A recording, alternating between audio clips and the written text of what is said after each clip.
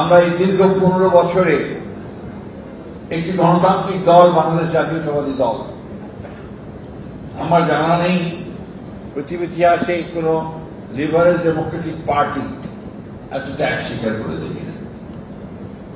এর 60 লক্ষ মানুষের বিরুদ্ধে মিথ্যা মামলা হয়েছে, প্রায় 1700 নেতা কর্মীকে গুম করা হয়েছে। গুম শব্দটা আগে আমরা জানতাম না। আমরা ল্যাটিন আমেরিকার ইতিহাস পড়তাম, তখন শুনতাম যে সেখানে ফোর্স ডিসঅ্যাপিয়ারেন্স হয়। বাংলাদেশে আমরা সচক্ষে সেটা দেখলাম এই ফ্যাসিস্ট হাসিনা সরকারের। আমাদের প্রায় 20,000 নেতা কর্মীকে এক্সট্রা জুডিশিয়াল কিলিং এবং বিভিন্নভাবে হত্যা করা হয়েছে। সবচেয়ে বড় কথা, আমাদের নেত্রী দেশনেত্রী বেগম খালেদা জিয়াকে সম্পূর্ণ মিথ্যা মামলায় জড়িয়ে 6 বছর কারাগারে আটক করা হয়েছে।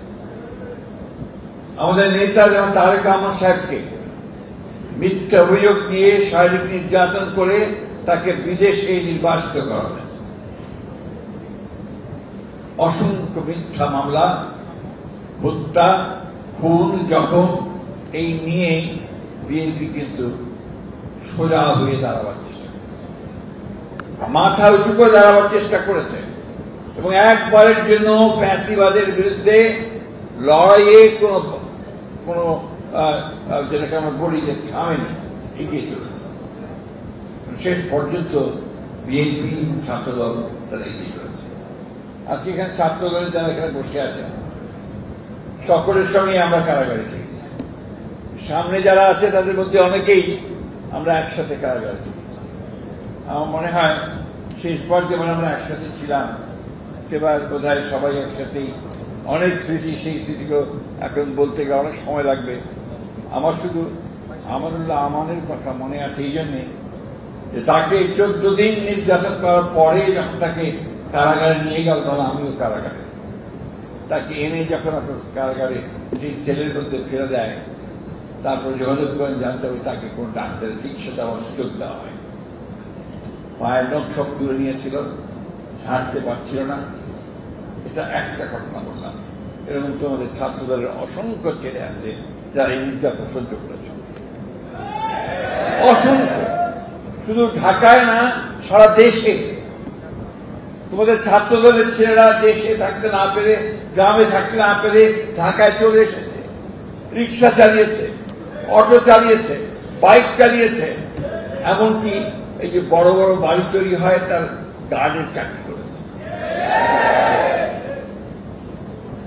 এই যে ত্যাগ, এই ত্যাগ করেই কিন্তু আজকে এই একটা সুযোগ তৈরি হয়েছে।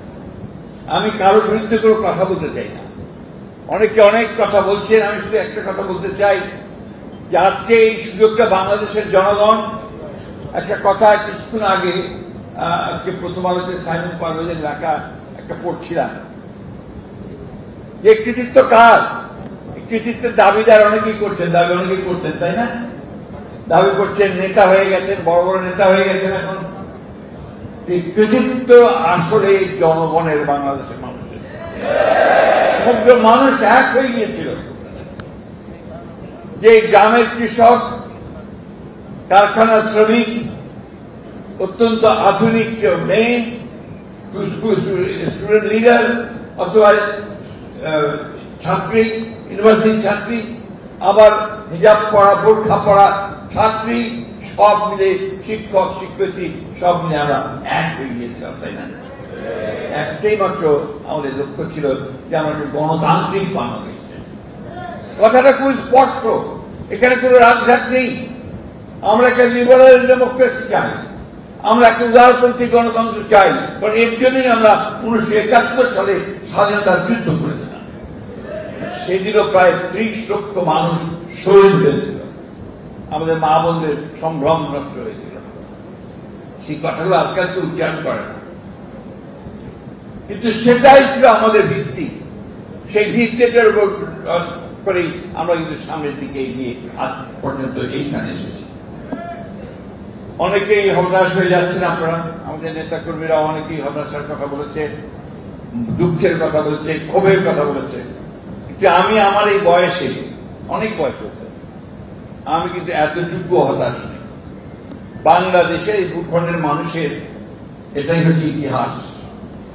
লড়াই করে করেই বাংলাদেশের মানুষ বেঁচে থাকে এবং ঝড় ঝঞ্ঝা সাইক্লোন সমস্ত প্রাকৃতিক দুর্যোগকে উপেক্ষা করে বাংলাদেশের মানুষ বাঁচার স্বপ্ন দেখে। এবং একটা জিনিস খেয়াল করে দেখবেন যে রিক্সা চালায় রিক্সা শ্রমিক ভাই, সে পর্যন্ত যখন রিক্সা চালানোর পরে গাছের ছায় আসে, রিক্সা থেকে একটু আরাম করে, তখন তাকে গিয়ে আপনি জিজ্ঞেস করেন ভাই কেমন আছেন, দেখবেন খুব হেসে উত্তর দেবেন ভালো আছে। প্রত্যেকটা মানুষের মুখে একটা হাসি আছে, এত কষ্ট এত ত্যাগ চিৎকার করে। আজকে সেই আন্দোলনটা আজকে এটাকে আমি একটা বলি যে 1971 সালের যে স্বাধীনতা যুদ্ধ, পরবর্তীকালের যে স্বাধিকারের জন্য স্বৈরাচারের বিরুদ্ধে যে আন্দোলন, সবকিছু করে এই যে সংগ্রাম, এই যে গণ অভ্যুত্থান, এটা আমাদের কিন্তু একটা সম্পূর্ণ নতুন একটা সম্ভাবনার দ্বার খুলে দিয়েছে, নতুন বাংলাদেশ নির্মাণ করবার। আমাদের নেতা যারা তারেক রহমান সাহেব সম্পূর্ণ নতুন করে স্বপ্ন দেখাচ্ছেন। আজকে নয়, 2016 সালে দেশনেত্রী বেগম খালেদা জিয়া ভিশন 2030 দিয়েছিলেন রেইনবো নেশন তৈরি করার জন্য। সেখানে তিনি আজকের এই সংস্কারের কথাগুলো, যারা এখন এই কথাগুলো বলছে, আমাদের পণ্ডিতেরা, কেউ আমেরিকা থেকে, কেউ যুক্তরাষ্ট্র থেকে, বিভিন্ন জায়গা থেকে, ইউনিভার্সিটি থেকে পাশ করে এসছেন, এই কথাগুলো তখন দেশনেত্রী বেগম খালেদা জিয়া ভিশন 2030 বলেছিলেন। আমরা যখন এই ফ্যাসিস্ট হাসিনা সরকারের বিরুদ্ধে ঐক্যবদ্ধ লড়াই শুরু করলাম, অন্যান্য দলগুলোর সঙ্গে কথা বললাম, করে বাম ডান সমস্ত দলগুলোকে যখন একখানে নিয়ে আসলাম, আমরা কিন্তু আলোচনার মাধ্যমে আবারও ওই রাষ্ট্র সংস্কারের আমরা কর্মসূচি গ্রহণ করেছিলাম। কারণ আমরা উপলব্ধি করেছিলাম যে বর্তমান যে রাষ্ট্র কাঠামো আছে, এই রাষ্ট্র কাঠামোর মধ্য দিয়ে বাংলাদেশের মানুষের আশা আকাঙ্ক্ষা পূরণ হবার নয়।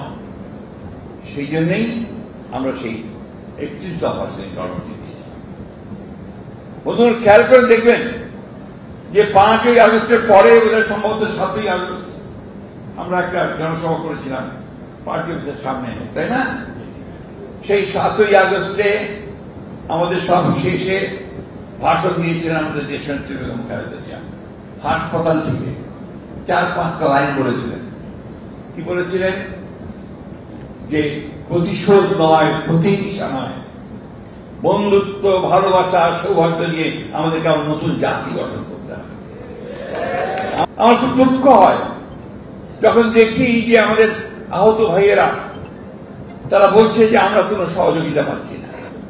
তো এই সরকার কেন এখন পর্যন্ত তাদের সেই ব্যবস্থা করেনি? আমরা এই যে দেখুন 142 জন ছাত্রদের একটা তালিকা আছে এখানে। আমি জিজ্ঞেস করছিলাম এখন এদের নামগুলো এখন পর্যন্ত গেজেটেড হয়েছে কিনা, তারা বলতে না হয়নি। তাহলে কার নাম গেজেট করছে? যারা প্রাণ দিয়েছে তাদের নাম যদি গেজেট করতে হয়, তারা কার নাম দিয়েছে? আমি অনুরোধ করবো নেতৃবৃন্দকে এই বিষয়টা নিয়ে আপনার সরকারের যথাযথ যে আপনার ডিপার্টমেন্ট আছে তাদের সাথে কথা বলবেন এবং তাদের নাম যেন এখানে আমরা গেজেটেড হয় তার জন্য ব্যবস্থা গ্রহণ করবেন। দ্বিতীয় কথা যেটা আমি এবার আগেও বলেছি যে আমরা তো আপনার ফ্যাসিস্ট মুক্ত হয়েছি, সুযোগ সৃষ্টি হয়েছে নতুন একটা গণতান্ত্রিক একটা ব্যবস্থা ফিরিয়ে নিয়ে আসার, তাই না? কিন্তু ষড়যন্ত্র তো থেমে নাই। যে কোনো কিছু আগে আপনারা বলেছেন যে ফ্যাসিবাদ তো এখনো শেষ হয়ে যায়। আজকে লক্ষ্য করে দেখুন যে পরিকল্পিতভাবে এই গণতন্ত্র যেন উত্তরণ না ঘটে তার জন্য কাজ শুরু হয়েছে। সোশ্যাল মিডিয়াতে বিভিন্নভাবে কাজ করা হচ্ছে, নেতাদের বিরুদ্ধে কথা বলা হচ্ছে। এমনকি আমার নেতা তারেক রহমান সম্পর্কে অশ্লীল অশ্রাব্য ভাষায় কথা বলা হচ্ছে। কেন করা হচ্ছে? ভয়ে। তারা ভয় পেয়েছে তারেক রহমান তো জাতীয় নেতা হিসেবে ও অলরেডি প্রতিষ্ঠিত হয়ে গেছেন, সুতরাং তিনি যদি ফিরে আসেন তাহলে তারা যাবে কোথায়? আমি এটুকু আশ্বাস দিতে পারি তাদেরকে যে তারা সঠিক জায়গায় থাকবে। প্রিয় বন্ধুগণ, এই কথাগুলো আমাদের মাথায় রাখতে হবে। আমাদের সংগ্রাম শেষ হয়ে যায়নি। আমাদের যে শত্রু চতুর্দিকে, আমাদের শত্রু নাকি গণতন্ত্রের শত্রু, বিএনপির শত্রু না, মনে রাখবেন। BNP is democracy, BNP is freedom, BNP হচ্ছে উন্নয়ন, ডেভেলপমেন্ট। এই কথা মাথায় রাখবেন। আমরাই করেছি, এটা আমরাই করবো, ভবিষ্যতে আমরাই বাংলাদেশকে একেবারে উন্নয়নের চরমে নিয়ে যাবো। আপনারা নেবেন, ইয়াং জেনারেশন। আমরা হয়তো থাকবো না, কিন্তু আমরা দেখবো যে আপনারাই সেখানে নিয়ে গেছেন। আজকে ওই জন্যে এদের কোনো পাতা ফাঁদে আমরা পা দেব না। এরা ফাঁদ পাচ্ছে, আমাদেরকে প্রভোগ করছে যে আমরা যেন আমরা ঝাঁপিয়ে পড়ি, প্রতিবাদ করি, কনফ্রন্টেশন করি, এমন একটা অবস্থা তৈরি করি যেন গণতন্ত্রের উত্তরণটা ব্যাহত হয়। এটাতে আমরা পা দেব না। আমরা অত্যন্ত ধৈর্যের সঙ্গে, সহনশীলতার সঙ্গে, শান্তির সঙ্গে আমরা আমাদের নেতারকে নির্দেশিত পথ, আমাদের নেত্রীর নির্দেশিত পথ, সেই পথ ধরে আমরা গণতন্ত্রের দিকে এগিয়ে যাব। গণতন্ত্রটা শুরু হয়েছে কোথায়? গণতন্ত্রটা শুরু হয়েছে যেই আপনার ফেব্রুয়ারি নির্বাচনের কথা ঠিক হলো লন্ডনে বসে, আমাদের চেয়ারম্যান তারেক রহমান সাহেব এবং চিফ অ্যাডভাইজারের মধ্যে বৈঠকে হতে, তারপর থেকেই গণতন্ত্র শুরু হয়েছে। অর্থাৎ নির্বাচন হতে দেওয়া যাবে না। দেশের মানুষ তারা বরাবরই সংগ্রাম করেছে, লড়াই করেছে, তা তাদের যে দাবি, সে দাবিকে আদায় করে দিয়েছে। এবং এই নির্বাচনও অবশ্যই দেখবেন ওই আপনার ফেব্রুয়ারি মাসে যে ঘোষিত সময়, সেই সময়ের মধ্যে নিশ্চয়ই আপনার অনুষ্ঠিত হবে। আমরা নির্বাচনটাকে বিএনপিকে ক্ষমতায় নেওয়ার জন্য তো চাচ্ছি না। আমরা চাচ্ছি যে বাংলাদেশে একটা গণতান্ত্রিক কাঠামো তৈরি হোক। আমরা চাচ্ছি মানুষ তার প্রতিনিধি নির্বাচিত করুক এবং তার জন্য সংস্কারের প্রতিটি ক্ষেত্রে আমরা কিন্তু প্রায় একমত হয়েছি। আজকে সেই জন্যই বলতে চাই আপনাদেরকে যে আপনারা ধৈর্য হারাবেন না, কখনোই উত্তেজিত হবেন না, প্রভোগ হবেন না, প্রভোগ হয়ে কখনো কোনো পাতা ফাঁদে পা দেবেন না। একটা কথা বলেই আমি শেষ করব। আমার একটা বদ অভ্যাস আছে, আমি কবিতার লাইন টেন বলি দু একটা সবসময়। আবারও বলছি, বন্ধু তোমার ছাড় উদ্বেগ, সুতীক্ষ্ণ করচিত্ত, বাংলার মাটি দুর্জয় ঘাটি, বুঝে নেই দুর্বৃত্ত। কেউ পারবে না আপনাদের, কেউ পারবে না।